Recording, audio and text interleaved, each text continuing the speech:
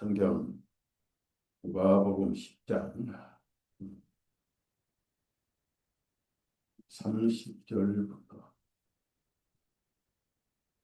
37절까지 읽겠습니다. 누가복음 10장 30절부터 37절까지 읽겠습니다. 예수님께서 대답하여 말씀하시기를 어떤 사람이 예루살렘에서부터 여리고로 내려가다가 강도들을 만났는데 그들이 그의 옷을 벗기고 그에게 상처를 입혀 반쯤 죽이고 떠나갔느니라. 마침 어떤 제자는 그 길을 내려오다가 그를 보았으나 다른 쪽으로 지나갔으며 또 마찬가지로 한 레위인도 그곳에 왔을 때 그를 보고 다른 쪽으로 지나갔느니라. 그러나 어떤 사마리아인은 여행하는 중에 그가 있는 곳에 왔다가 그를 보고 그가 그를 불쌍히 여겨 그에게 가서 기름과 포도즙을 부어 그의 상처를 꿰싸매고 자기 짐승 위에 태워 그를 한 여관으로 데려와서 돌보아주고 다음 날 그가 떠날 때 2데나리온을 꺼내어 여관 주인에게 주면서 말하기를 이 사람을 돌보아주라. 당신이 얼마를 더 쓰든지 내가 다시 올 때 당신에게 갚으리라 하였느니라. 이제 이 세 사람 중에 너는 누가 강도 만나를 쓰러진 자의 이웃이었다고 생각하느냐 하시니 그가 말씀드리기를 그에게 긍휼을 베푼 자니이다 하며 예수님께서 그에게 말씀하시기를 가서 너도 이와 같이 행하라 하십니다. 여기까지는 읽었습니다. 미국의 30개 도시가 지금 폭동 중이고요. 어제, 그러니까 14일이죠. 어제 그 트럼프 생일이고요. 육군 창설 250주년 또 기념일인데 퍼레이드를 했어요. 국군 퍼레이드를 해서 시위를 좀 겁을 주긴 했지만은 진짜 퍼레이드의 연습이다 이렇게 생각하시면 되고요. 그 비상 방송이 있는데 그것이 이제 EBS라고 하는 방송이 대신에 인공위성이 다 꺼져요. 그리고 여러분 핸드폰 다 꺼져버리고 그리고 먹통이 되고 인터넷 다 꺼지고 정전이 돼버려요. 한 열흘 동안. 그러다가 갑자기 모든 핸드폰에 비상방송이 터지면서 그동안 딥스테이트를 체포해서 사용했던 한탄한 재판 과정 그리고 아이들 납치해서 사탄이 물러들인 기록 죽은 아이들 이런 걸 전부 방송을 해서 인류를 깨울 수가 있습니다. 그런 것을 지금 염두에 두고 있지 않느냐. 여러분이 좀 긴장하셔야 되고 그것이 가능성이 있을 때 이제 열흘간 식량, 물 이런 거 꼭 준비되고 또 전쟁을 대비해서 저희가 3개월분 연습은 좋잖아요. 안 맞더라도 연습. 또 물 쑤어버리면 되고 식량 다 먹으면 또 싸면 되고 그래서 연습을 대비를 하라고 말씀드렸습니다. 저는 러시아하고 우크라이나 전쟁에는 별로 관심이 없어요. 왜냐하면 러시아는 오래전부터 나폴레옹 때부터 아니 십자군 때부터 공격을 하려고 했죠. 종교전쟁이죠. 러시아 정부의 바티칸 교황 아래 지배하려고. 지금은 자원전쟁, 땅전쟁에서 그 러시아의 진을 빼는 거예요. 그래서 우크라이나 그 전사자가 100만 명이 넘어요. 그 무기를 전부 중국과를 유럽이 다 내고 있죠. 그래서 유럽도 지치고 러시아 진पे해서 러시아를 공격하려고 하는데 러시아가 만만치 않습니다. 그런데 그건 전쟁에 그렇게 큰 문제가 아니고 3차 전쟁은 이슬람하고 시오니즘에서 있는다. 알버트 파이커가 1차, 2차, 3차 전쟁을 얘기를 했잖아요. 그대로 됐어요. 그래서 이스라엘이 이제 마지막 정적이 이란이잖아요. 아프간도 다 정리했고, 이라크도 정리했고, 지금 주변에 가자, 또 레바논, 시리아 다 정리했거든요. 그래서 이란을 해야 되는 이란이 아주 세요. 이란을 정리하는데 미국을 끌어들이려고 저는 거기 맞춰서 조지 소로스가 중국을 지원하는 좌파 대판입니다. 조지 소로스가 여기 한국에 이재명 씨도 지원하고 있어요. 완전 좌파 하자리에 돼 있죠. 지원해서 미국을 뒤엎은 사이에 미국을 통해서 이제 미국 항의하려고 하는데 트럼프는 너무 이스라엘주의라서 목숨 걸고 이스라엘을 지켜가지고 결국은 이스라엘의 전략에 말려들어서 미국과 이란이 전쟁하고 이란 동맹 맺은 러시아, 중국, 북한이 이란을 지원해서 3차 대전이 터질 가능성이 많습니다. 제가 긴장을 하고 있고요. 이스라엘의 전투기로 이제 이란에 가서 그 이란에 있는 스파이들, 모사드 요원들이 미리 준비 다 해놓고 이렇게 했는데 거리가 멀어요. 멀고 이스라엘 미사일은 이란까지 가지도 못하고 또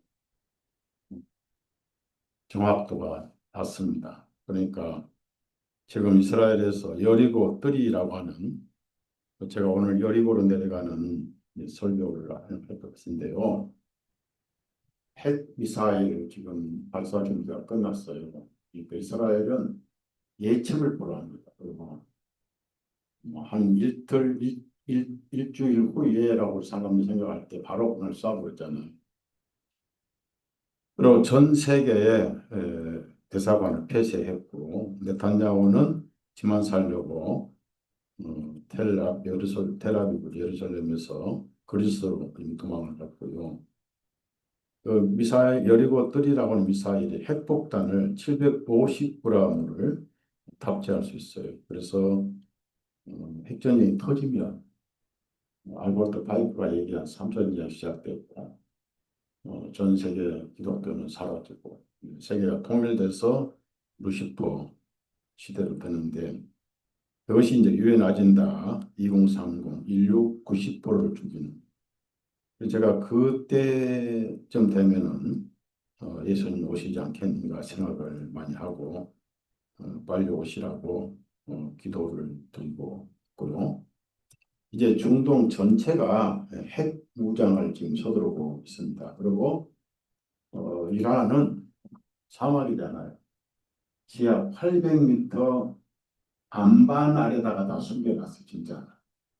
그러니까 예루살렘이 미사일 가서 폭파한 것은 전시용이고 위장용, 이쪽으로 위장. 진짜는 지하 800m 안반이 숨겨 있어가지고 그 도시를 미사일 시티라고 이름 붙여놨어요.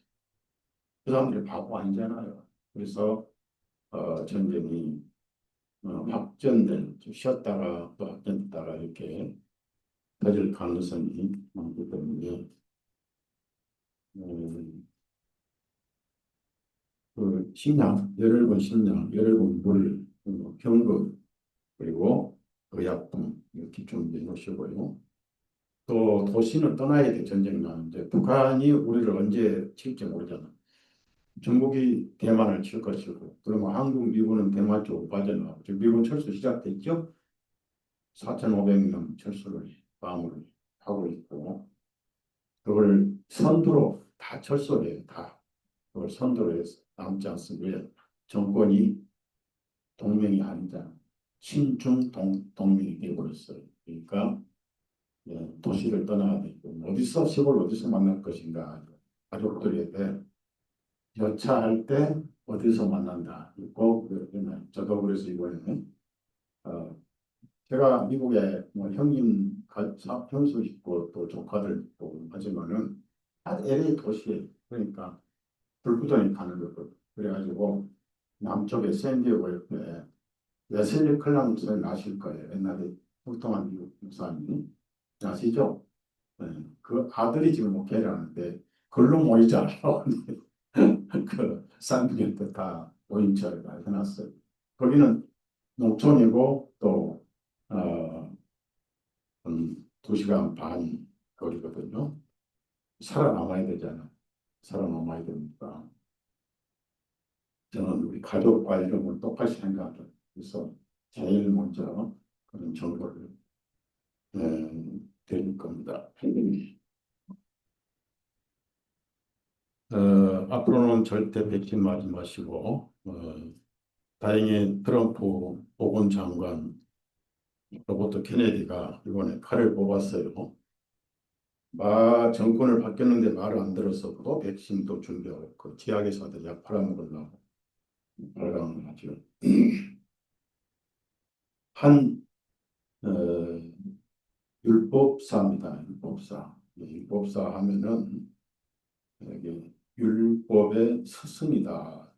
그러니까 바울 사도보다 더 스승이. 바울 사도는 바리새인으로 활동을 했는데 율법사는 아니었어요. 니고데모쯤 되는 그런 사람이 예수님을 찾아왔는데 예수님을 이렇게 유혹해가지고 트집을 잡으려고 하는 것입니다. 그런데 트집을 잡으려고 할 뿐만 아니라 솔직히 자기 인간의 본성입니다. 그게 뭐예요? 영원한 생명을 상속받으려면 무엇을 해야 합니까? 이게 이제 인류의 모든 대답이 질문입니다. 무엇을 하면은 영생 얻을까? 왜냐하면 영생 아니면 영벌이거든요. 그냥 영원한 게 아니에요. 영벌이냐 영생. 예수님 요한복음 5장 14절에 영원한 형벌이라고 영원한 형벌. 1초도 쉴 수 없는 형벌. 바로 지옥 요한불이잖아요. 요한불보다 더 괴로운 것은 지옥에는 양심이 완전히 풀려버려요. 풀려버리니까 양심의 가책. 그래서 잠시 이 풀렸던 가룟 유다가 왜 자살했겠어요? 무죄한 피를 내가 팔았다. 돈 30에 팔았다. 그러니까 모든 인류는 예수님 없으면 자기 양심이 자기 율법이 되는 거. 너무 찌르고 괴로우니까 목을 매어 자살했고 떨어져 창자가 터졌죠. 그런 상황이 1초도 없이 계속되는 영벌입니다. 영혼은 죽음이 없잖아. 우리 육신은 아무 의미가 없어요. 잠깐 살다가 때가 되면 가고. 그래서 영벌을 피하려면 영생을 얻어야 돼. 그래서 모든 사람들은 영생에 관심이 있습니다. 그러니까 호랑이는 죽어 가족을 남기고 사람은 죽어서 이름을 남. 이름이라도 남기자 해서 비석을 쓰잖아요. 기념비를 세우더라. 다 영혼을 사모하는 본성이 있다. 왜? 하나님을 닮았습니까? 유일한 길이 있어. 유일한 길. 그분이 예수님이잖아요. 여러분 마음에 예수님 계시죠? 영생 가지고 있는 거. 그걸 손으로 만지려고 하지 마시고 느끼려고 하지 마세요. 영생이 있는 소유한 이 믿음을 가진 분들은 여유가 있어요. 초조하지 않아요. 조급하지 않습니다. 우리는 예수님의 말씀을 믿잖아요. 나는 믿음이 없지만 그분은 우리에게 믿음을 주신 분이 어떻게 해야만이 영생을 얻습니까? 뭘 하는가? 이게 종교입니다. 그래서 극단적인 종교가 서로 네가 네 종교는 틀렸고 내 종교가 옳다 하는 것이 종교 전쟁 아니에요. 모든 인류 역사는 종교 전쟁입니다. 그러다 이제 하나님이 안 계시면 좋겠다는 무신론이 공산주의자죠. 막스 레닌이라든지 니체라든지 하나님이 없었으면 좋겠거든.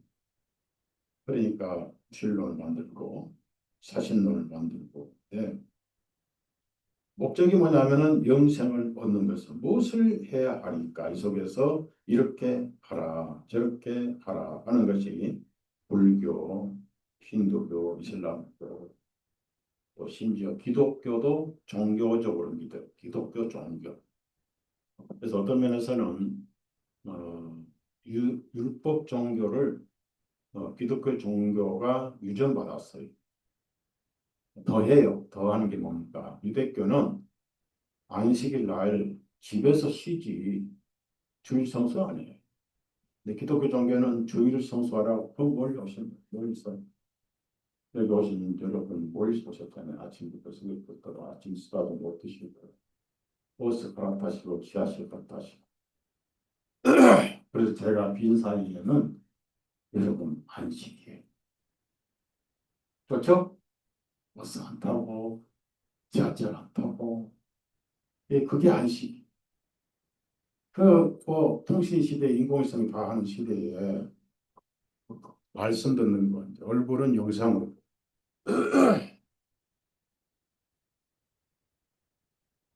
제가 눈이 좀 불편하지만은 약 놓고 관리하면 또 열만 없으면 좀 힘들 만한데 신경이 약간 손상을 당했어요. 이마에 손상을 당하고 혈관도 손상을 당하고 에, 기독교 종교 그래서 종교로 변해서 이제 새벽 기도가 생긴 거예요. 어디서 왔냐면은 지성이는 감천이다. 새벽 정성 싸움. 정성 싸려면 머리부터 감고 청소에 머리 감고 뭐 정결하게 하고 나서 공을 들이니 그런 데서 전부 기독교로 돌아오고 싶다. 유대인들도 하지 않았던 주일 성수라든지 유대인들은 11조를 또 빼먹었어요. 그래서 말라기 선지자가 되게 호통을 쳤는데 다른 건 율법이라 하면서 말라기 율법은 그걸 또 지켜요. 왜? 돈이 들어있으니까. 그러면 11조는 돈이 아니고 농산물이었어요. 근데 이제 현찰로 받아요. 11조도. 그러니까 돈에 눈이 어두우면 지나간 율법도 살려가지고 뜯어내는 그런 종교가 기독교 종교가 됐습니다. 설교를 들으면 두드러 패는 설교를 듣고 그래서 기도원 가서 이제 죄 없는 나무 뿌리 보면서 양심의 정죄와 싸움질하고 너무 콧물 눈물 흘리고 후에 희한의 눈물 좀 흘리면 속이 우러나니까 하나님도 속이 좀 우러나시겠지 하고 서로 바꿔치기 해요. 하나님은 눈물을 보신 게 아니고 콧물도 보신 게 아니고 피를 보셨어요. 예수님의 피. 두 번 보시지 않습니다. 피가 하늘에 뿌려져 있기 때문에 항상 피는 말씀을 계시잖아요. 그래서 이 사람이 무엇을 해야 되고 율법상이니까 예수님께서 마음을 다하고 혼을 다하고 힘을 다하고 생각을 다하여 엄청나죠? 마음을 다해야 되고 혼을 다해야 되고 힘을 다해야 되고 생각을 다하여 주 너희 하나님을 사랑하고 거기에 또 하나의 율법이 있어요. 내 이웃을 내 자신과 같이 사랑하라 하셨나이다. 그러니까 사랑하라 하셨느니라. 그러니까 자기가 판단해 가지고 이건 다 했는데 하나가 좀 걸립니다. 이웃이 누굽니까? 라고 물었어요. 이웃이. 아직까지 이웃에 대한 정의도 없었다는 거예요. 그러니까 영생은 한참 멀죠.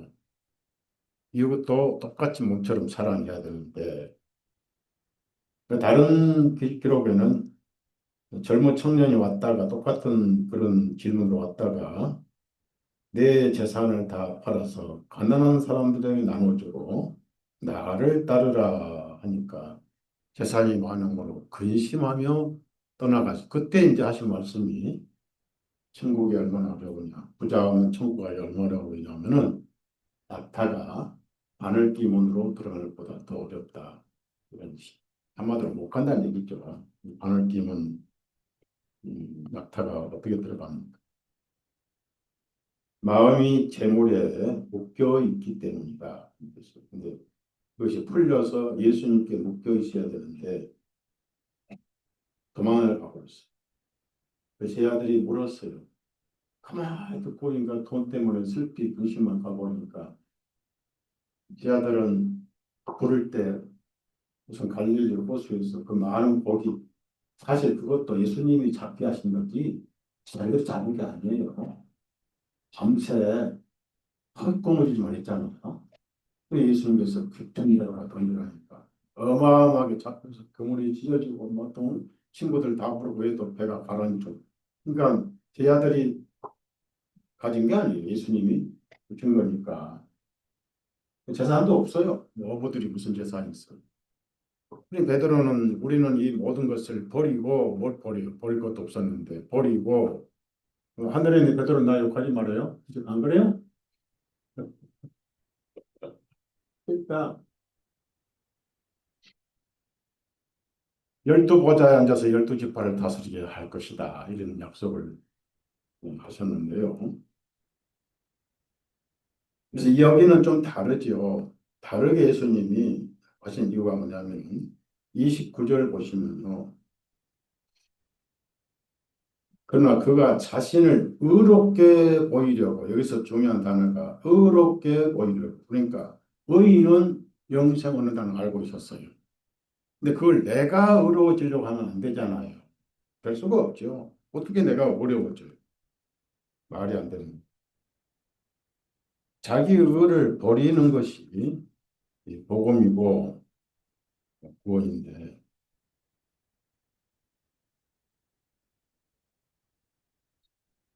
많은 유대인들이 어, 예를 들어서 예레미야 13장 23절을 펴보세요.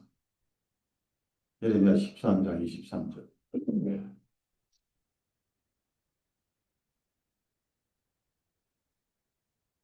읽겠습니다. 이디오피아 사람이 그의 피부를 바꿀 수 있으며 표범이 그의 얼룩진 점을 바꿀 수가 있겠느냐? 그걸 할 수만 있다면은 악을 행하는 일에 익숙한 너희도 선을 행할 수 있으리라. 이디오피아는 히브리 말로 구수라고 합니다. 구수. 이브롯을 낳았던 구수. 구수는 검다는 뜻이에요. 이디오피아 사람들 피가 아주 피부가 검어요. 그래서 이제 흑인이라고 그러고 또 미국에서는 좀 점잖은 말로 아프리카계 미국인 이렇게 점잖은 말로 해요. 근데 이제 우리나라에서는 옛날에 흑인을 검둥이라고 했었거든요.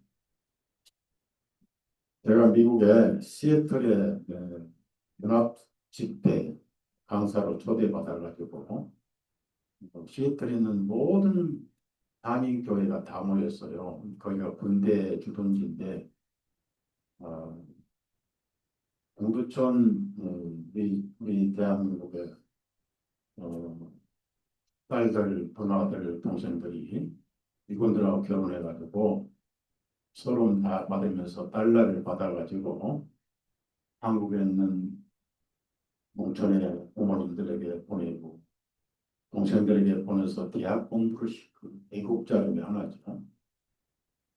근데 그 담임 목사가 저보고 신신보탁을 해요. 절대 강사님 여기 설교하시면서 두 가지 단어를 쓰면 안 됩니다라고 종이백에 크게 써주는데 하나는 껌둥이란 말을 쓰면 안 된다. 껌댕이란 말을 절대 쓰면 안 된다. 두 번째는 양색지라 쓰면 안 된다. 그래서 제가 그걸 메모해가지고 성경책 옆에다 이렇게 메모해주고 꼼동이 조심, 양세시 조심. 그다음 다행히 5일 동안 한 번도 꼼동이 양세시가 대입에서 안 나왔어요. 예, 이긴 거죠. 성공한 거죠. 네. 그런데 또 LA 동쪽에서 2시간 거리 가면은 미군 공군 비행장이 있어요. 그 목사님이 저를 초대해서 또 집회를 했는데 교인들 한 30명 되는데 그 30명 중에 20명 정도가 여자분인데 전부 동두천 출신이에요. 그래서 제가 막 들어보니까 말투가 얼마나 거친지 자매란 말 한 번도 못 들었어요. 2주 동안 집회하면서. 이년아, 저년아, 이년아, 저년아, 강사 잘 모셔야 돼. 그리고 얼마나 말이 거치는지.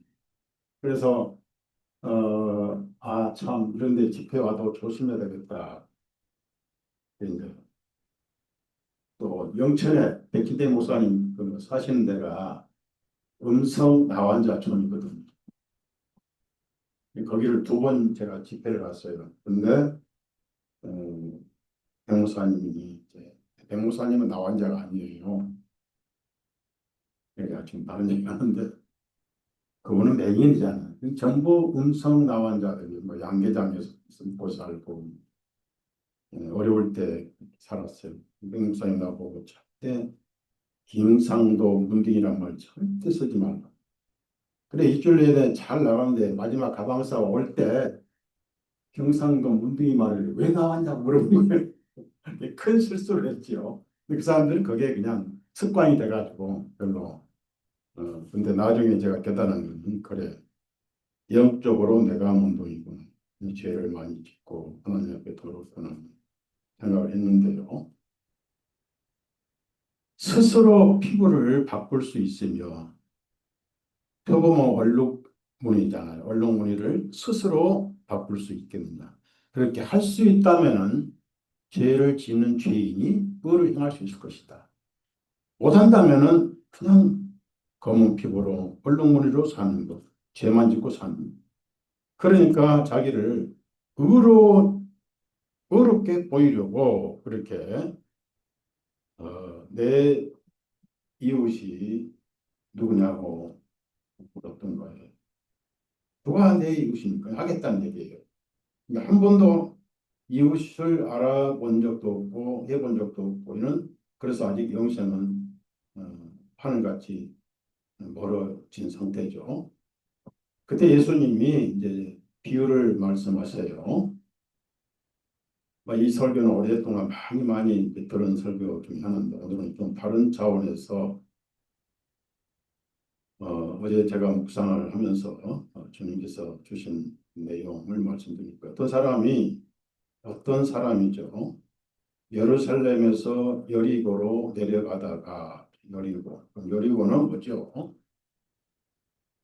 우선 여리고는 이방 땅이에요. 거기는 유대인 사는 곳이 아니에요. 이방 땅. 그러면은 어떤 사람은 유대인입니다. 이 사람은 유대인인데 내려가다가 어떤 그 해발 400m가 낮은 곳에 여리고가 있어서 여리고를 2번인가 3번인가 갔어요. 아주 근데 그 여리고는 가나안 땅의 첫 관문이고 가나안 족속은 에서의 후손들입니다. 온갖 잡신을 섬기고 우상 섬기는 사람들인데 그 여리고 성이 얼마나 컸습니까? 난공불락이잖아요. 하나님께서 모세를 통해서 일주일간을 돌고 마지막에 나팔을 불면서 전부 함성을 질러라. 법궤가 앞에 먼저 돌아. 그렇게 해서 7바퀴 돌고 나니까 와르르 서울 지니까 멀어졌잖아요. 그때 유일하게 살아남은 그리스도인은 예수님 족보에 오른 바로 희생 나합이었죠. 예. 근데 여기 앞에는 족보에는 희생이라는 단어가 없어요. 앞에 단어를 붙인다면 성도예요. 여러분 예수님 안에서 성도예요. 생명체의 성도 누군 우리 노 자매님 성도 김기주 비롯돼 이것은 피로 기록됐어. 이런 다 기록돼 있죠. 그래서 지워지지 않잖아. 라합 붉은 줄을 창문에 걸어놨어요. 여호수아가 붉은 줄을 보고 보호해줬어. 그 붉은 줄은 스칼렛이라고 하는 벌레를 잡아서 짓이겨서 나온 백지예요. 영원히 변치 않는 시편 22편에도 나와요. 예수님은 스칼렛처럼 짓이겨서 피를 흘리셨어요. 구약의 6월절에 피를 볼 때 그 짐승의 피인지 연습이잖아. 예수님 피를 보신다. 이 세상의 모든 사람들의 심판은 넘어갔죠. 스칼렛, 채찍에 짓이기시고 망치로 짓이기시고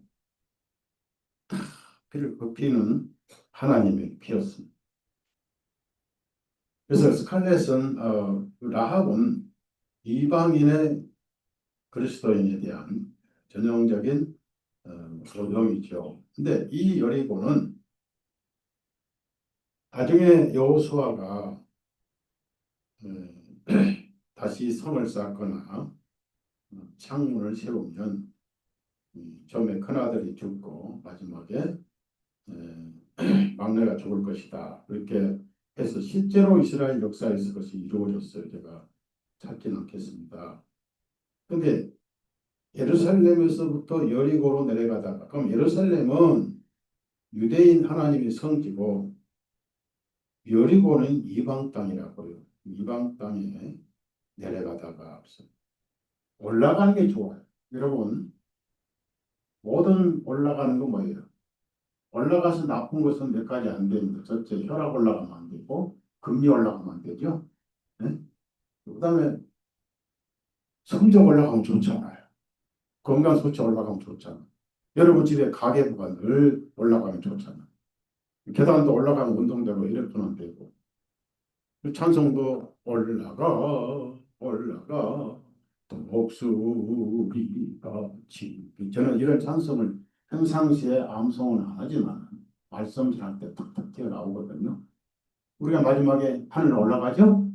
네? 이 올라가라. 계시록도 있고 우리가 변화해서 올라가잖아요. 그럼 내려가는 건 뭐냐? 마음이 하나님과 등졌다는 거예요. 이 구원받고도 그럽니다. 구원받고도 세상 재미에 빠지면은 성경이 귀찮아요. 먼지 쌓이고 고리타분하고 골통품이고 또 찢은 것도 있고 그래서 서서히 피해 인기가 없어요. 내 마음에서 예루살렘 등지고 여리고로 저주받은 여리고 세상의 모형이거든요. 대강은 아주 안 좋은 거예요. 그러면 지금 뭐 요즘 구원받은 사람들이 어디 있어요? 없어요. 요즘은 세상이 완전히 소동 구문화 돼가지고 구원받은 걸 지키기도 힘들고 전부 저주받은 세상 여리고로 내려가고 있고 세상을 여리고화하는 그 장본인이 카자리아 이스라엘 유대인들입니다. 가짜 유대인들. 핵 미사일 여리고 뜰이 여기 터지면 세상은 걷잡을 수 없이 터져요. 지금은 위협일 수 있죠. 그런데 반드시 3차 전쟁은 이스라엘과 이슬람에 의해서 터진다는 그건 계획된 거니까 일루미나이트 프리메이슨 뭐 예수의 계획된 거니까 그래서 인구를 많이 없애겠다는 거예요. 우리는 지혜를 가져야 되고 피난처를 주실 겁니다. 서기 70년 이스라엘 망할 때 예수님은 포위되는 것을 보거든 너희는 산으로 가라. 뒤돌아보지 마라. 집안에도 가지 마라. 멀리 피하라. 그래서 전부 갈리로 가서 다 살아남았어요. 요세푸스 기록이나. 그래서 여러분에게 미리 유빈과 말씀을 드렸죠. 강도들을 만났습니다. 그러면 이방 땅에는 강도들이 많다. 그들이 그의 혼자가 아니에요. 강도들이니까 뭐 최소한 2명 이상, 3명 되겠죠. 대거리 되겠죠. 그래서 만났는데 그들이 그의 옷을 벗기고 상처를 입혀 반쯤 죽이고 떠나갔느니라. 이건 자연적이잖아요. 당연히 그 뭐 이방 땅에 가는데 이제 사람들이 느슨하고 또 산 골짜기 가는데 강도들이 들끓죠. 사람들이 많이 다닌 곳에는 강도들이 없잖아요. 그 강도들은 무엇을 훔쳤냐? 첫째, 옷을 벗겼다. 그러니까 이 사람은 유대인인데 그 여리고로 하나님을 등지고 내려가다가 여러분 그 책 메모에다가 예루살렘 해놓고다가 완전한 평화라고 기록했어요. 완전한 평화. 예루살렘은 평화가 그냥 평화가 아니고 완전한 평화. 즉 예수님이란 뜻입니다. 예수님 안에는 완전한 평화가 있어요. 샬롬은 평화란 뜻입니다. 솔로몬, 실로 다 평화입니다. 그리고 예로가 붙으면 완전 무결한 평화. 예수님이 우리에게 주신 평화가 그렇습니다. 더 이상 뭘 필요 없는 완벽한 평화. 하나님과의 화해한 것이 평화죠. 예수님은 화해 제물이잖아요. 여러분 하나님과 날마다 화목을 즐기십시오. 가장 가까운 아와 아버지라고 부르셔도 좋고 뭐 하나님께 친정 아버지 부르듯이 어, 친정 아버지보다 더 자상하신 천국 아버지잖아요. 여러분이 저 예수님 신부인데요. 용돈 좀 필요해요. 천국 아버님 용돈 좀 주세요. 기도하세요. 아니죠. 그걸 진짜 주셔요. 아셨죠? 근데 이제 그걸 갖다가 노래방 가려고 달라면 안 되고 화도 주려고 어떤 사기꾼은 라스베가스 가서 돈 달라고 하나님 기도했다고 합니다. 그러다 결국 벼락을 맞아서 죽었어요. 자, 그 상처를 입었는데 옷을 벗겼다 그 말은 이제 신분이 박탈당한 것이죠. 유대인 옷은 따로 있어요. 파란 술을 달고 다니는 옷이 있는데 그걸 벗겼습니다. 이게 뭐 가치가 있으니까 그거라도 뺏어간 거예요. 돈이 없거든요. 그 사람 돈이 없나 봐요. 그러니까 그러면 옷술을 달아놓은 옷을 뺏어서 이제 예수님도 그 옷술을 어, 입으면 옷이고 저녁에는 펴면 이불 되는 그 옷술 그걸 네 겹으로 찢어가지고 가져갔잖아요. 그리고 이제 통으로 짠 속옷은 제비 뽑아서 가져갔잖아요. 시편에 예언된 대로. 그래서 가져갔어요. 그러고 이제 없으니까 어땠습니까? 뭐 금덩이나 뭐 세겔이나 돈이 좀 있었으면 됐겠는데 없으니까 상처를 입혀버렸어요. 그리고 거의 죽을 만큼 두드려 패버렸어요. 왜 뺐겠어요? 그 옷을 뺏기 위해서 뺀 것보다는 내가 볼 때는 아무것도 가진 게 없어가지고 잘못 만났구나 부자를 만났어야 되는데 해서 반쯤 죽이고 떠나가버렸어요. 참 이 사람 이제 원인은 뭡니까? 예루살렘을 등졌던. 그래서 우리 역사를 보면은 아담부터 예루살렘을 등지고 전 인류가 다 등지고 아직 구원을 못 받은 여러분의 가족들도 등지고 있고 저주받은 열이고 핵폭탄이 터질 열이고 지옥의 열이고 지금도 부지런히 내려가고 있습니다. 사람들을 여러분이 사마리아 사람의 심정으로 발걸음을 예수는 완전한 평화로 되돌려야 책임이 있어요. 시급해요. 그것이 언젠가 하려니 한 그 시간이 없습니다. 근데 죽지는 않았어요. 근데 영적으로 우리가 여기서 뭘 볼 수 있냐면 가장 상처를 입힌 그 원인은 바로 율법이죠. 율법. 하나님의 율법이 사람을 의의 옷을 인간의 그 자기 의를 벗겨버리고 양심의 상처를 입히고 죽을 상황, 그러니까 죽기까지, 제일삭은 사망이잖아요. 이런 상태에 있는 사람들이 많다는 겁니다. 그런데 31절 보니까 마침 어떤 제사장이 자, 그 길을 내려오다가 그를 보았으나 다른 쪽으로 지나갔으며 그랬습니다. 왜냐하면은 죽음을 만지지 말라 그랬거든요. 율법에 그 죄를 짓지 말라, 죄와 교제하지 말라 그런 뜻인데요. 왜 제사장이 그 길로 내려갔을까? 어떤 분은 책에 보니까 뭐 퇴근하러 갔다. 그렇지 않습니다. 여러분이 이스라엘 그 역사를 보면요. 바벨론 포로로 체포돼 갈 때 북쪽에는 이스라엘 사람들 열 지파가 살고 예루살렘 주변에는 딱 두 지파가 살았어요. 하나는 레위 지파가 살았습니다. 레위 지파. 레위 지파는 예루살렘 주변에 살게 돼 있다고. 에, 그래서 레위 지파는 이제 성전에서 하는 일이 피 뿌린 일만 해야 다른 걸 하지 않습니까? 여리고에 살면서 그 당시 뭐 차가 있을 게 지하철이 있겠어요. 뭐 당나귀 타고 온 시대예요. 뭐 24시간 피를 뿌리는데 24시간 피를 뿌리는 것은 24시간 복음 전하고 24시간 구원받는 일이 일어나야 돼요. 신약에 와서는. 그러니까 내려갈 이유가 없죠. 거길 예루살렘을 떠나면 안 되죠. 그냥 24시간 피를 뿌리거든.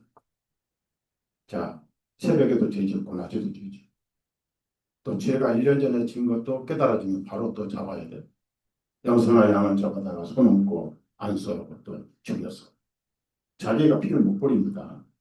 염소나 양을 준비하는 것은 자기가 해야 되고 피를 대야에 뽑아서 제장에 갖다 대요. 제장이 이제 번제단에 뿌리고 그리고 피장을 뿌리고 속죄일은 지성소를 뿌리고 하는 거예요.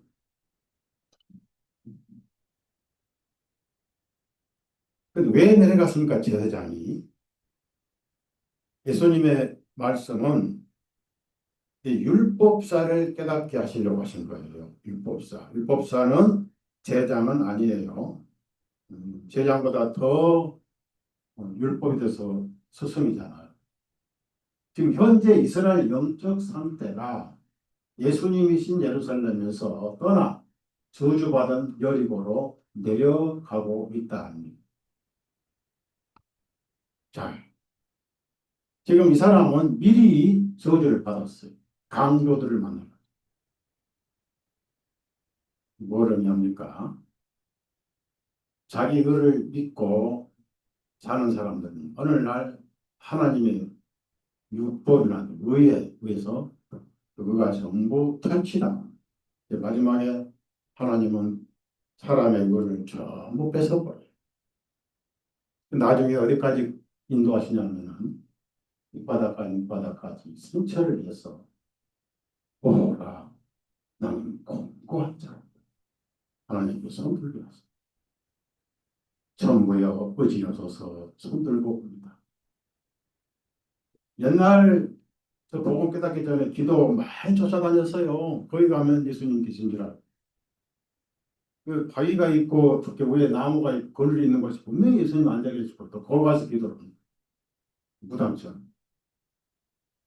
그리고 이제 기도원 집회 때 부흥 강사가 밤에는 또 집회 나오고 막 이렇게 혼을 빼고 감정해가지고 이러고 전부 손들고 찬송기도 찬송기는 전부 여지없어서 흑흑 하고 눈물 뻘뻘. 근데 소용없어. 그러면 그 강사는 뭐 한 짓이냐면은 전부 눈물 콧물 다 빼놓고 뭐라고 합니까? 여러분 손목에 있는 시계도 푸십시오. 반지도 푸십시오. 하나님께 바치십시오. 해가지고 그 사이에 주머니 가지고 다 착취해 갔는 거예요. 근데 저는 다행히 시계도 없었고 반지도 없었어. 있었으면 틀림없이 다 빼다 이 금융발까지 빼다 줬을 때 좋고요.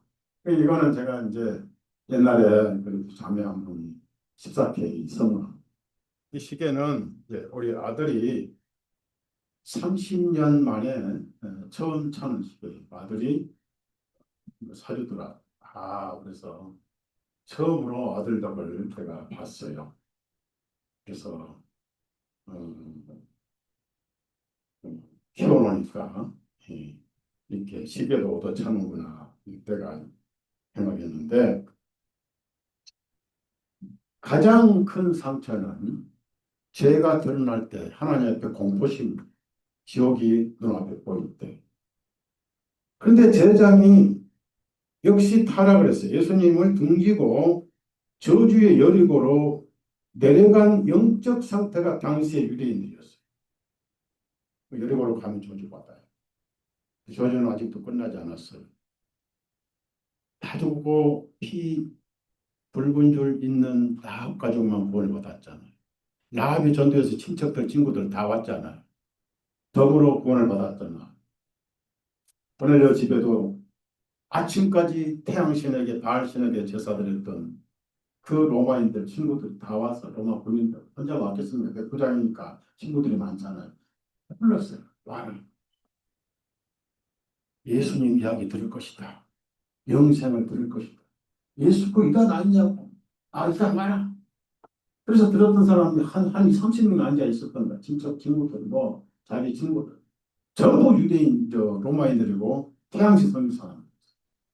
근데 그들에게 예수님 얘기를 쫙 하면서 마지막 이분을 통해서 죄 사함을 받느니라 할 때 30명이 동시에 다 성령이 충만해가지고 히브리 방언하고 뭐 난리가 난 거예요. 구원은 간단해. 따라합시다. 구원은, 따라하세요. 구원은 선물이다. 선물. 도성이 내가 준 선물 가지고 있지? 어. 강냉이 사 먹지 마라. 선물. 받을 수 없는 사람이 받는 게 선물. 이게 구원이고. 그래서 잘 들으세요. 샘플로 서기 70년 유대인들은 영적인 여리고가 돼가지고 엄청 저주받아서 돌 하나도 돌에 남지 않고 무너뜨릴 것이다. 얼마나 비참했습니까? 그날에는 젖먹인 자들과 아이 뵌 자들에게 화가 있으리로다. 얼마나 배가 고팠길래 자기가 낳은 아이를 삶아 먹은지 아세요? 삶아 먹을 책이 있어요. 넉 달 동안 굶주려 놓으니까 배고파서 자기 아이들을 좀 뜯어먹고 삶아 먹었어요. 서로 먹으려고 싸움도 했어요. 신명기 27장 8장에 다 나오고, 땅을 한 번도 밟아보지 못한 연약한 여인이라도 자기 아이들을 삶아 먹을 때 가족도 주지 않고 혼자만 먹을 것이다. 얼마나 배가 고팠어. 전무후무한 환란이었어요. 그때 이스라엘은 완전히 저주를 받아버렸어요. 문자적인 여리고가 영적인 여리고로 저주받아 기독교인들은 살아남았습니다. 그래서 오늘날 교회가 생기고 저와 여러분이 복음을 듣는 것. 그 제사장뿐이냐? 레위인도 마찬가지. 레위인은 제사장을 도와서 피를 흘리는 일에 바쁘게 지내야 됩니다. 그들도 예수님을 등져가지고 보고 피해가 버렸어요. 피해가 버렸어요. 불쌍한 사람 죽으라고 피해가 버렸어요. 인정이나 동정은 눈꼽만치도 없는 사람들이었어요. 뭘 배울 수 있습니까? 왜 그들이 강도 만나 죽어가는, 거반 죽어가는 버림받은 생명을 왜 보고 지나갔습니까? 여러분, 전도의 대상자는 차별이 없습니다. 나에게 해를 끼쳤다 하더라도 그 영혼을 귀히 여기셔야 됩니다. 누구는 전하고 누구는 내팽개치고 그러면 이 제장하고 레위 사람하고 다를 바가 있습니다. 저는 이 복음이나 진리를 전하는데 제 젊음을 잠을 안 자면서 바쁘게 세월을 보냈습니다. 그래서 책 하나 출판하려면은 엄청난 에너지가 들어가고 돈이 들어가. 어, 돈 있으면 무조건 책 찍었고 성경 찍었어.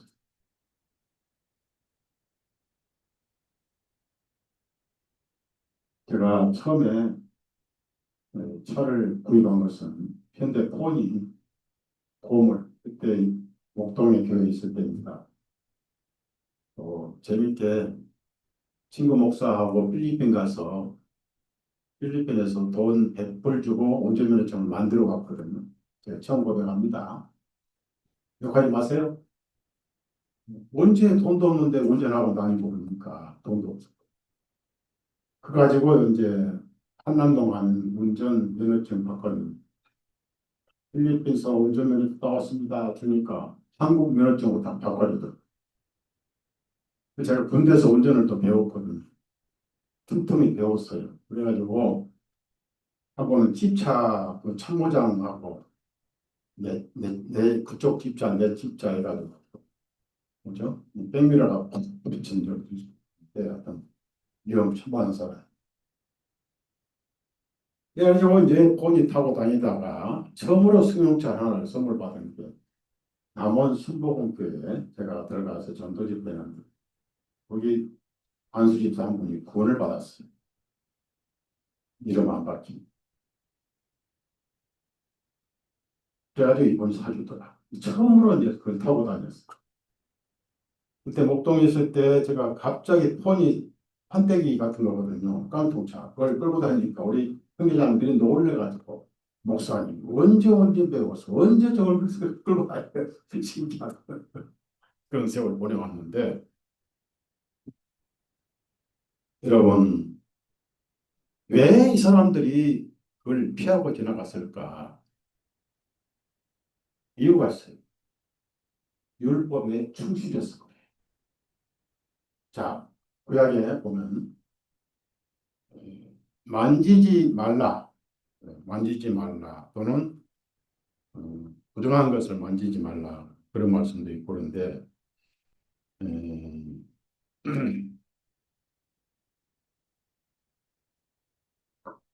레위기 21장 찾아보세요. 21장 1절부터 3절까지. 그러니까 더럽히지 말라 그런 뜻이에요. 시신을 통해서 보면 있습니다. 레위기 21장 1절에서 3절 있습니다. 주님께서 모세에게 말씀하시기를 아론의 아들들인 제장들에게 전하여 말하되 자기 백성들 중에서 죽은 자로 인하여 더럽혀지는 자가 아무도 없게 할지니라. 그러나 자기에게 가까운 혈육 곧 자기 어머니나 자기 아버지나 아들이나 자기 딸이나 자기 형제로 인하여 또 남편을 얻지 아니한 자기 가까운 처녀인 자기 누이로 인하여 더럽혀 질 수 있느니라. 가족은 가능한데 타인의 시신은 절대 만지면 안 되게 됐습니다. 뭘 의미합니까? 죄를 멀리하라는 뜻입니다. 죄를. 율법의 특징은 행위로 죄를 멀리하잖아요. 우리도 이제 성령님에 의해서 죄를 멀리해야 되고, 그러니까 죽은 자를 만지는 것은 죽은 자는 죄sak 사망이니까 죄에 동참하는 거예요. 그래서 그 율법에 충실하느라고 둘 다 피해 갔어요. 근데 자기들은 옳은 것이죠. 옳은 것이니까 결국은 그 충실한 율법에 의해서 어디로 갔습니까? 구원을 해야 할 강도 만난 자를 버리고 지나갔다. 그러면은 제장이 죄를 사해주고 피를 흘려서 뿌리고 하는 일인데 피해가 버렸으니까 예수님 당시의 유대인들은 이렇게 율법에 충실한 바람에 오히려 피해가는데 사실상은 자기 영혼을 버린 거예요. 자기 영혼을. 너무 율법에 충실하다 보니까 자기 율법이 자기 영혼을 버린 거예요. 그래서 이스라엘 사람들은 서기 70년 문자적인 여리고가 되어버린 거죠. 자, 여기까지 제가 이제 배경을 말씀드렸고, 다시 누가복음 10장 33절에 그러나 어떤 사마리아인은, 그래서 어떤 사마리아인, 지금도 사마리아인들은요 이스라엘 가면은 관광객들을 피하려고 그래요. 예, 이스라엘 땅에 유대인들을 땅을 도니까 지금도 관광객들 보면 돌멩이질합니다.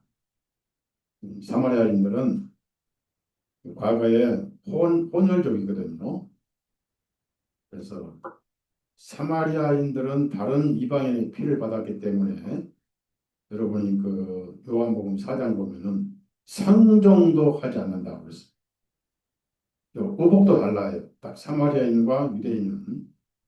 그런데 사마리아인은 멸시받고 천대받으면서도 여기 특징이 뭡니까? 33절 사마리아인은 목적이 여리고가 아닙니다. 여행하는 중 줄치세요. 여행. 무슨 여행이요? 사마리아 관광여행 있을까요? 아니죠. 잃어버린 영혼을 찾아다니는 여행이죠. 잃어버리는 영혼을 찾아다니는 여행. 예수님을 의미하고 저와 잃어버립니다. 복음은 상처받은 영혼에게 전해야 돼. 뭐 때문에? 하나님의 의에 의해 상처받은 죄가 드러나. 잃어버린 영혼에게 전화하셨잖아요. 그건 뭡니까? 자기 죄를 자복하는. 나 죄 없어. 나 유대인이야. 한 사람들은 안 통하잖아요.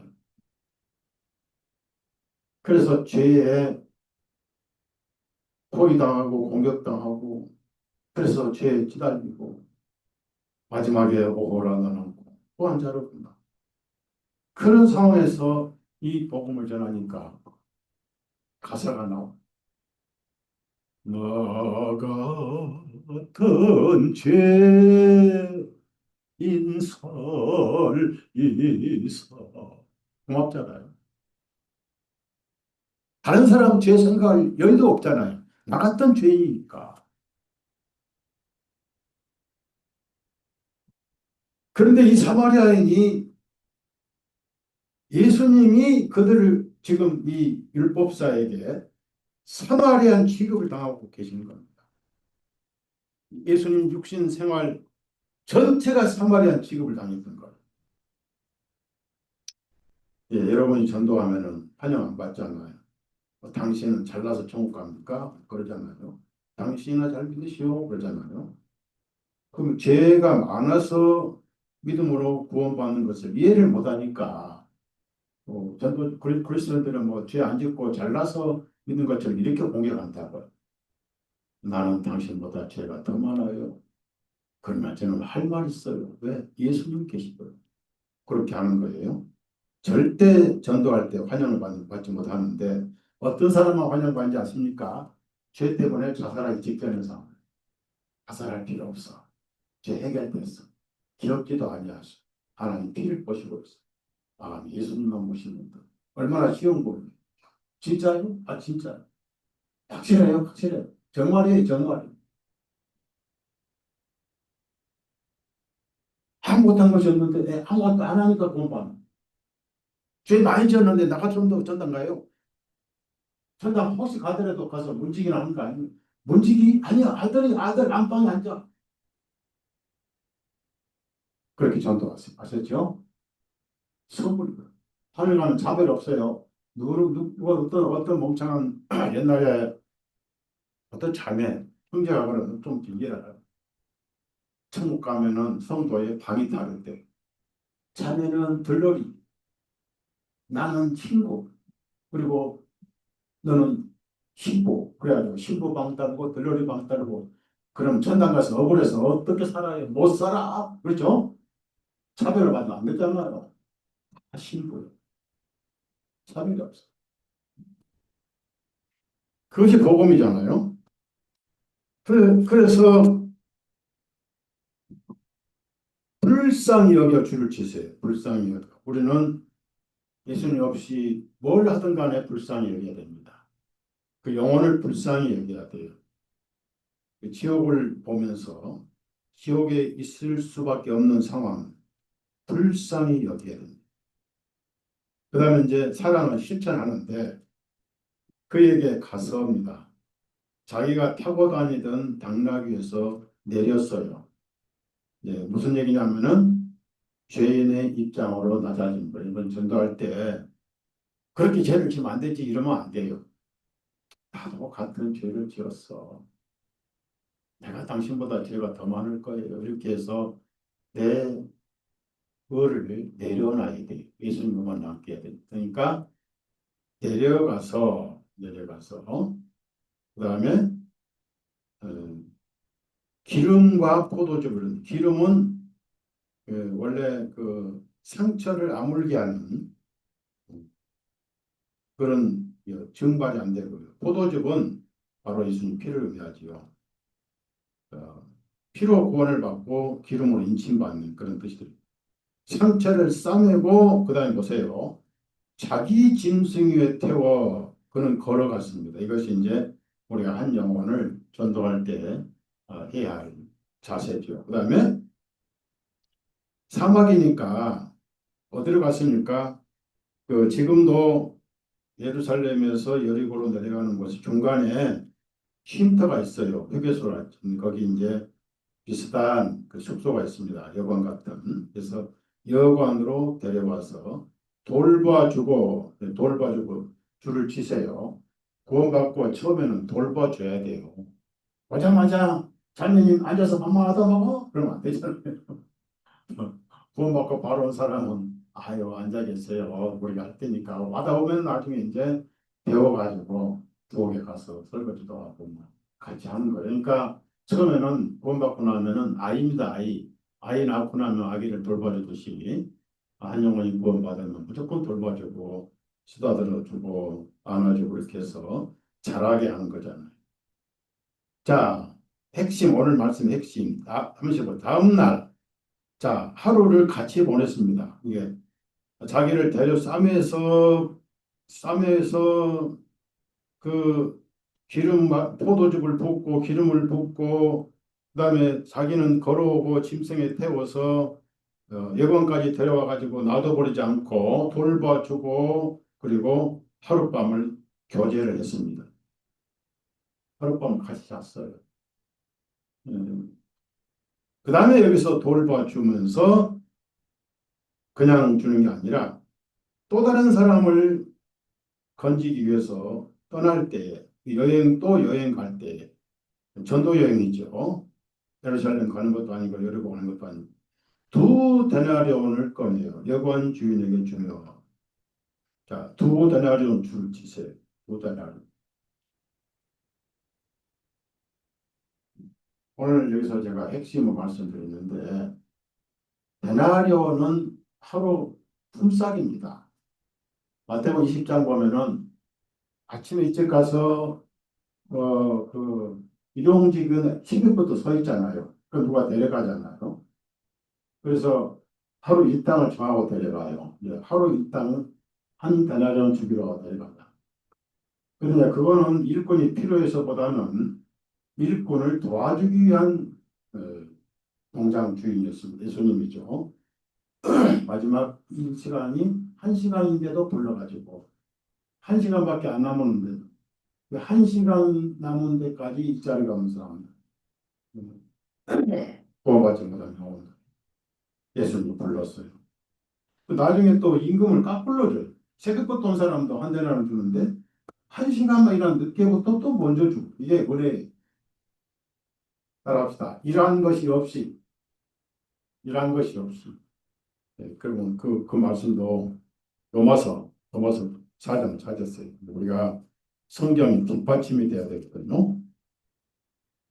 성경에 문맹이 되면 안 돼요. 로마서 4장 5절, 4절, 5절, 7절까지입니다. 4절, 5절, 7절. 자, 이제 일하는 자에게는 그 보수를 은혜로 여기지 아니하고 빛으로 여기거니와 오직 행함이 없어도 오히려 경건치 아니한 자들을 어렵다 하시는 그분을 믿는 자에게는 그의 믿음을 의로 여기시느니라. 행함들이 없어도 하나님께서 의로운 자로 여기시는 사람의 복됨에 관하여 다윗도 말하였으니 말하기를 복되도다. 자기의 죄악들을 용서함 받고 자기 죄들을 가려움 받은 자들이요 복되도다. 주님께서 죄 없다고 여기실 사람들이 하는 것 같으니라 그랬어. 이 성경 구절을 우리말로 바꿔서 한번 해봅시다. 옆 사람 손잡으세요. 손잡으세요. 손잡아요. 혼자 계시면 안 잡을 거예요. 따라서 해요. 복쟁이. 정말로 복받은 사람들. 이 복을 모를 뿐이에요. 모를 뿐. 자, 두 데나리요. 잘 들으세요. 한 데나리는 며칠 품삯이라고 그랬죠? 하루 품삯. 그러면은 왜 예수님이 두 데나리온은 주셨을까? 내가 돌아올 때까지 하시면서 이 개혁 성경은 그랬어요. 부비가 더 들면 그렇습니다. 그러니까 언제 돌아올지 모르는데 암시를 하셨어요. 혹 더 들면 그때 내가 와서 갚으리라 그랬거든요. 잘 들었어요. 두 데나리온, 한 데나리온은 하루 품삯이죠. 그러면 여러분이 성경 기억 안 납니까? 베드로가 표현한 구절 있죠. 따라합시다. 천년이 하루 같고 하루가 천년 같고 그렇죠? 둘은 2000년을 보는 2000년.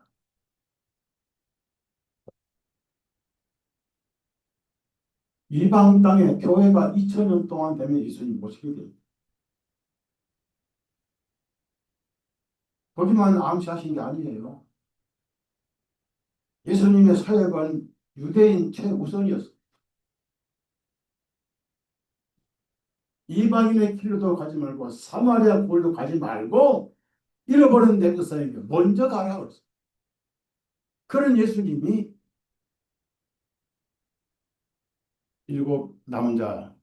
여섯 남자를 데리고 섬겼던 그 여섯 남자에게 사랑을 찾았던 사마리아 목마른 여인에게 보니까 물이 목마른 게 아니고 의가 목마른 거. 그 여인을 구원하시려고 거기 앉아 계시고 나에게 물 좀 달라. 아, 나는 사마리아 여인인데 유대인 당신이 감히 나에게 말을 걸고 이거 내가 물 달라는 그가 누구인지 알았다면 너는 그에게 구하시 그가 내게 영생을 생수를 부었으리라. 아, 그런 물 쓰면 여기 물 들어도 오지 않게 나와 주십시오. 이렇게. 내 남편 데려와라. 저 남편이 없어요. 안다. 지금 있는 남자도 내 남편 아니지? 어떻게 아셔? 손이자. 너 과거에 다섯이 있었고 지금 남자도 내 남편 아니. 너 부정한 여자야. 그래서 손이자. 그래서 예수님 부활하니까 마지막에 메시아가 온다고 들었습니다. 내가 메시아니라. 물동이 올해도 동네 가가지고 이제 부끄럼 없어. 이제 의인이니까. 하나님 앞에 부끄럼 없으면 여러분들 세상 부끄러워하지 마세요. 당당하세요. 아시죠? 가슴 좀 펴세요. 당당하세요. 이렇게 쭈그리고 다니지 말란 말이에요. 그 죄인만요. 당당히 펴시라. 내가 메시아를 보았다. 처음에는 동물 사람들이 믿질 않았습니다. 저거 뭐 대상말로 걸레같이 산 건데 뭐 메시아를 봤다고? 와보라 그랬어요. 내가 설명 못한다. 와보라 그랬더니 때깔을 와서 확인해 보니까 메시아 같다. 그러니까 그냥 가지 마시고 이틀만 머물러 주십시오. 따라합시다. 이틀.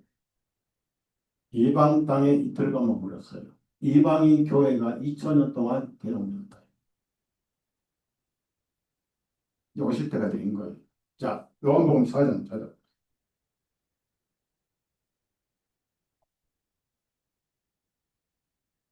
요한복음 4장 40절입니다. 사마리아인들이 주님께 와서 자기들과 함께 머무시기를 간청하면 그분께서 거기서 이틀을 머무셨더라. 옆에다가 2000년이라고 썼어요. 이틀. 그리고 유대인은 없어요. 이제는 이방 교회 시대입니다. 그 2000년이 원래 예수님 재림할 시간이에요. 재림하실 시간입니다. 그래서 2000년이 지났는데 왜 아직도 안 오시냐? 그걸 결론을 내리는데 여러분이 절대 시한부 종말론자로 받아들이면 안 되고요. 희망을 드리기 위해서 말씀한 거예요. 자, 다시 누가복음 10장에 보시면 35절 보면 세 번째 줄에 첫째 두 데나리온 줬죠. 이틀 말은 2000년을 말한다고. 당신이 얼마를 더 쓰든지 줄 주세요. 얼마를 더 쓰든지. 그러면은 이 두 데나리온은 2000년 동안 주신 복음을 의미하고 얼마를 더 쓴다고 말하면 복음이 더 필요한 시기가 있어요. 복음이 더 필요한 시기. 바로 보너스로 70년을 더 주셨다라고 글을 쓴 미국의 리포메이션 아주 전문가입니다. 제가 가장 신뢰한 리포메이션이라는 자료에 2000년쯤 재림하셔야 되는데 70년을 보너스로 더 주셨다. 이게 부비가 더 들며 은혜를 더 필요하며 자 그래서 카톨릭하고 유대인들이 카렌다를 바꿨어요. 2025년이 아닙니다. 40년을 빼버렸어요. 금년이 2065년. 그러면은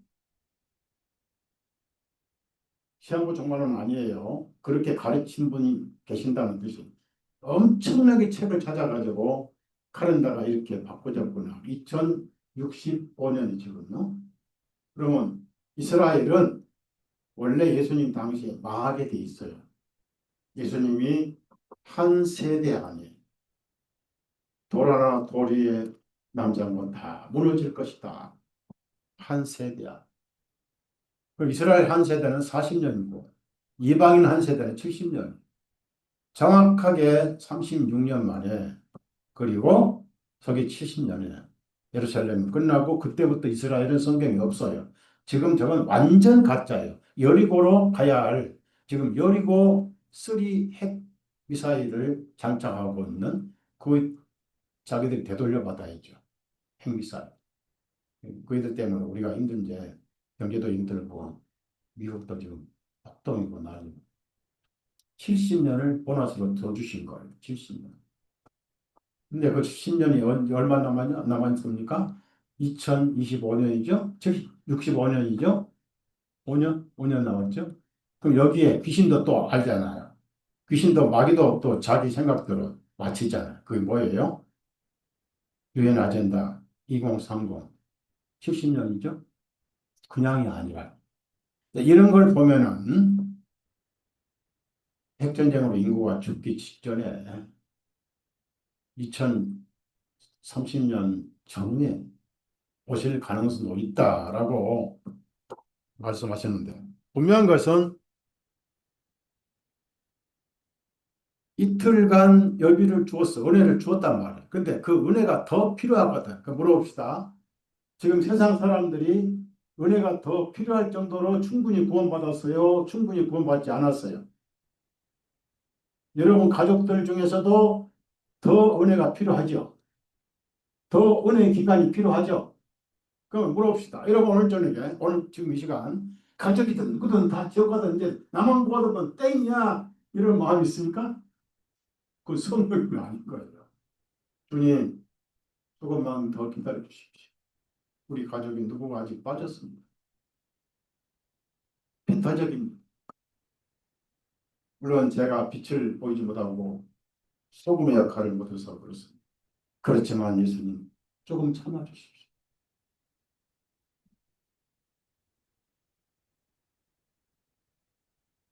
70년은 보났습니다. 그러면 하나님도 할 일 다 하신 거예요. 은혜의 기간을 내가 더 좋지 않니? 지금 그렇게 보면은 몇 년 안 남았다니. 그래서 제가 그 자료를 보고, 야, 두 가지예요. 두 가지 자료인데 감탄할 뿐. 그걸 제가 공개를 안 해요. 왜냐하면 앞으로 형제님들 뭐좀 신앙이 있는 분들은 공개를 할 건데 시한부 정관님 몰리거든요. 내가 쓴 게 아닌데 뽑아 뿌리 때렸는데도 가달성 목사가 이렇게 했다 또 이렇게 몰아요. 그래서 한 단이 높죠. 그렇게 2단 되는 거예요. 한 단이 높아지는. 그런 적이 없는데. 그런데 타당성이 있어요. 제가 주님, 이 사람의 가르침이 성경적이고 주님의 뜻 같으면 구약이 어딘가 힌트를 주십시오. 힌트 있어요.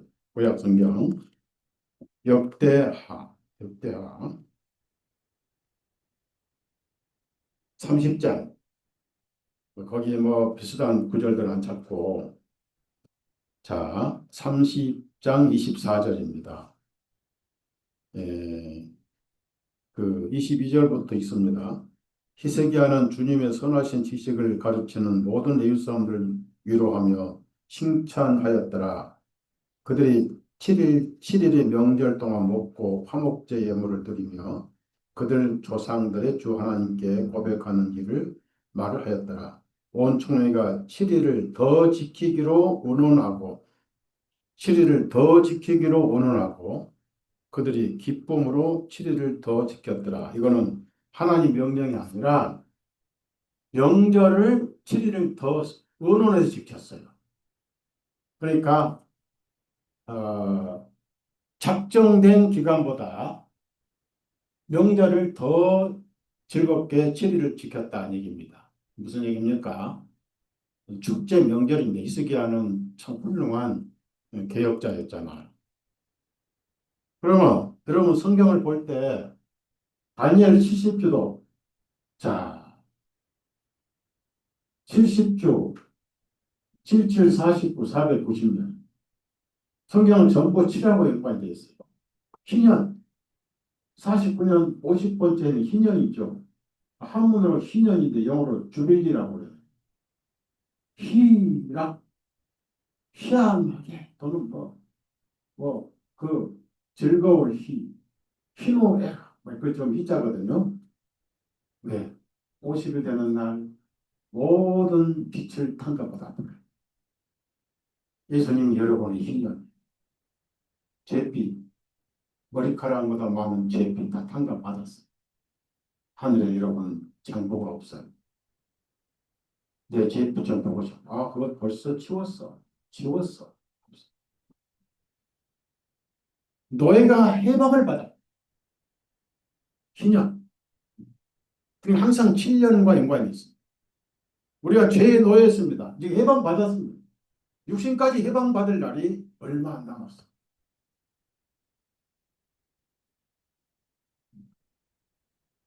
좀 힘들어도 살기 힘들어 경제적으로 어려워도 좀 인내하십시오. 아셨죠? 천국에 꼭 갈 거니까. 그 다음에 빼앗긴 고향으로 돌아갑니다. 해방받죠. 노예에서 해방받죠. 그 다음에 빼앗겼던 고향으로 돌아가요. 우리 고향이 뭡니까? 천국이잖아요. 내 고향 찾아가니 요단강가에 섰는데 내 친구 건너가니 저 빛나는 곳이 그것이 7번 더해서 77, 49, 490년만 예수님이 오셨잖아요. 죄가 처리됐잖아요. 이스라엘 회복의 문제가 아니잖아요. 바벨론 70년은 하나의 고난의 기간입니다. 근데 그보다 10배가 지나고 이제 77, 49, 7배 지니까 바벨론 포로가 아니라 죄의 포로로부터 해방을 받아봤잖아요. 여러분 마음속에 희년이 이루어졌고 70조가 이루어져. 좀 육신 하나 이거 좀 관리하기 힘들어서 그렇지 걱정할 거 없어요. 조금만 참고 견디시고 제가 앞서도 유튜브에서 또 그 점에서 보자고요. 저 어디 가요? 미국 가도 가족과 같이 여러분 마음속에 가슴에 담고 가. 천국 가면 예수님 앉으신 옆자리에 행복다방이 있어요. 거기서 만납시다. 무슨 다방? 행복다방. 교제, 여러분 같이 교제할 거예요. 그래서 그 자료를 제가 공개 못한 이유가 그렇게 몰아붙일 수 있으니까. 근데 그 사람은 확신을 가지고 두 컷이나 올렸어요. 어떻게 해서 카렌다가 변경됐고 자, 그래서 지금 2065년인가. 근데 마귀는 어떻게 잘 맞춰서 2030년까지 인구를 5억만 남기고 다 없애버리겠다. 전염병, 백신, 그리고 온갖 유전자 조작, 또 뭐죠? 몬산토, 그리고 컴퓨터에 공기 가스 뿌리고 해를 햇빛을 차단시키죠. 그리고 아이가 태어나면 고등학생까지 36번 백신을 쑤셔야 되고 핵전쟁, 대량 살상, 그런 것이 터지기 전에 예수님 오시지 않겠습니까? 저는 그렇게 믿고 있어요. 그러니까 여러분이 깨어 계시되 국지전은 계속될 거니까 두려워하지 마시고 믿음 안에 굳건히 서시고 우리가 의지하고 바라볼 분은 예수님밖에 없죠. 한글을 읽고 마칩시다. 히브리서 12장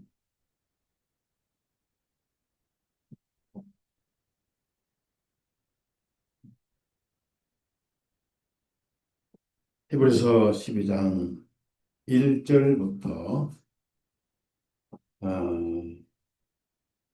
2절까지 맡겠습니다. 그러므로 우리에게 또 이같이 거대한 구름같이 둘러싼 정인들이 있음을 보니 모든 무거운 것과 쉽게 우리를 얽어매는 죄를 벗어버리고 우리 앞에 놓인 경주를 인내로서 달려감자. 여기서 인내로서 달려가며 줄을 치세요. 정신없이 천국으로 달려가자고요. 그 다음에 우리의 믿음의 창시자요. 우리 믿음의 창시자입니다. 그럼 동시에 완성자이신 줄을 치세요. 창시자요 완성자이신. 그러니까 여러분이 완성하는 게 아니라 예수님이 완성해 주셔라. 얼마나 좋습니까? 걱정할 거 없습니다. 완성자이신 예수님을 바라보자. 그렇죠. 딴 데 보면 안 돼요. 텔레비 바라보지 말고 텔레비 바라볼 때 언제 바라보느냐. 어디 가면 싸게 샀고 배추값이 어디 가면 되는 게 보시고 예수님만 바라보자 마음으로. 그 다음에 그분께서는 자기 앞에 놓인 기쁨을 위하여 십자가를 견디시고 그 수치를 개의치 아니하시더니 하나님의 보좌 오른편에 앉으셨느니라. 줄을 치세요. 앉으셨느니라. 할 일이 다 끝났어요. 우리도 같이 앉으면 돼요. 그러니까 수없이 강조한 말씀이죠. 우리도 마음을 내놓고 쉬면 되는 거예요. 육신 때문에 좀 고생하죠. 그래서 힘내시고 건강하시고 영상으로 또 자주 뵙자. 제가 제일 지금 좀 힘든 것은 시력입니다. 계속 눈이 좀 안 좋잖아요. 걱정하지 마시고 이 전쟁은 아마 한국까지는 여파 오지 않을 것 같아요. 중동 전쟁은 꼭 터질 겁니다. 뭐 트럼프가 한국에 미군 철수하지 않도록 기도하시고 공산당 정권이 무너져 버리도록 여러분이 마음으로 기도하십시오. 예수님이 조금 사랑하시고 한국을 지켜주실 것입니다.